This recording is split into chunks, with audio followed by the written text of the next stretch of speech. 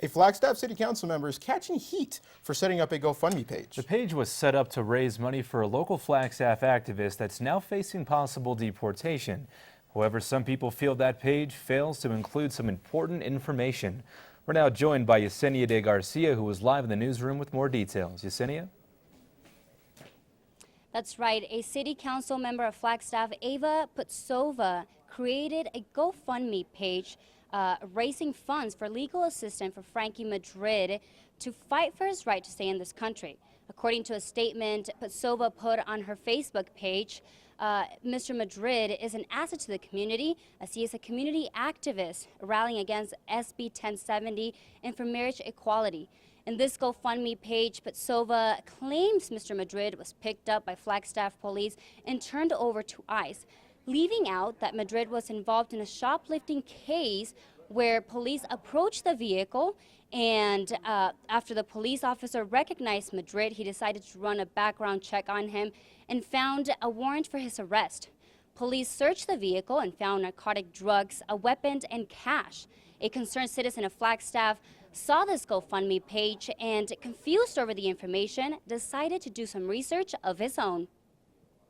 Left the impression that for some reason the local police just randomly took him off the street and handed him over to ICE. So what I was trying to do is fill in the blanks between when and where the police contacted him. This leaves so many things out there to the imagination where if the information was clear, this is what transpired, this is how the police came in contact with him, this is how he this is how he eventually wound up in the custody of our immigration officials. Then people can choose, and whatever they choose, that's what's great about this country. They get to choose. Any official, whether they be in the media, whether they be in the government, whether they be elected, to make sure people have all the information they need. Because fear is terrible. We don't want anybody living in fear thinking, man, the police could pick me up off the street because of my legal status. We also spoke with the mayor of Flagstaff about his reaction. What bothers me a little bit is that she is using her position as a council member, kind of using that credibility, if you will, and I don't believe she is telling the complete story in the Facebook posting and the request for the GoFundMe.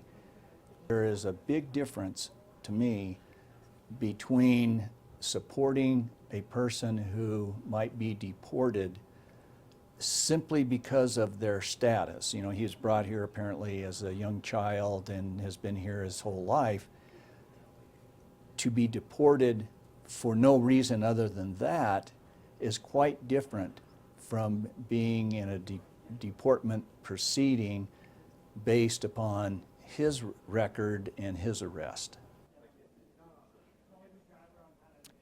Putzova has declined several of our offers to be interviewed, and the mayor says that he does not insinuate that he finds Mr. Madrid guilty of these charges, and he also says that if you donate it to this GoFundMe page and you feel like you were misled by the information, you are advised to contact Putzova.